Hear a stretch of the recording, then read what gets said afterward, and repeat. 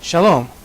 4 years ago today, Israeli defense officials told Israeli citizens living in the West Bank that the security fence that had been designed to separate between them and Arabs residing in the West Bank would continue to be rebuilt, had been put on pause as environmental concerns had halted the construction. This caused much joy, as looking back 4 years later, we can see how the security fence in Israel has greatly contributed to the diminished amount of terrorist attacks over the last 3 years.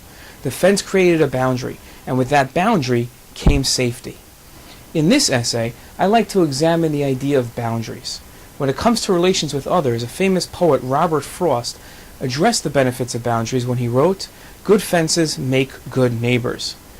In this week's Sedra, we read of boundaries between places. And as I develop my thesis, we'll read Rashi's comments to the curtains to the Parochet in the Mishkan. Using these two paradigms, I like to explain the role that boundaries play in our own lives.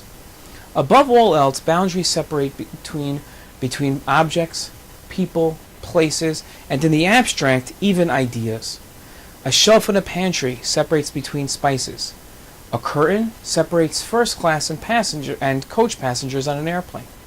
A wall separates rooms, and answers to questions of what and why will separate ideas. Most of all, when we separate objects and ideas, we define them. Defining the different items in our life is an essential step to understanding them. When all the different parts of our life seem a discombobulated mess, it is difficult to understand them. When we define each item, we organize it in our minds and develop a clear picture of it. Definition leads to understanding, and when we understand that which we've defined, we understand the role it plays in our own lives. The factor that most distracts people from bettering themselves is the uncertainty of where to dedicate time and energy.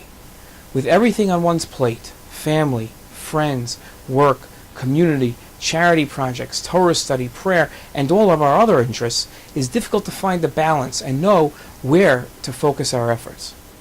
By defining the many items in our life, we begin to place values on each item. Through value, we assign roles to each parts in our lives. Boundaries help separate, which brings definition, which leads to understanding, which helps apportion value, which allows the assigning of a role.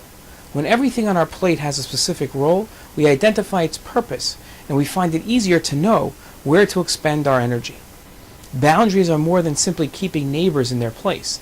They allow us to order every area of our lives. In our Sedra, Hashem commands us to make the Parochet, the curtain, saying, "You shall make Parochet out of greenish blue wool, dark red wool, crimson wool, and twined fine linen." Rashi explains the word Parochet has the meaning of partition. In the language of our sages, it is something that separates between the king and the people. The Parochet is the curtain that separated the Kodesh HaKodashim and the main hall. In essence, the Parochet was a boundary, separating and thereby defining the different levels of Kedusha within the tabernacle. Each level presented an understanding of the areas of the tabernacle and later the temple. In our own lives, boundaries, definition, understanding play essential roles in where to place our energies and our efforts and how best to make us that perfect individual that we all strive to be. Shabbat Shalom.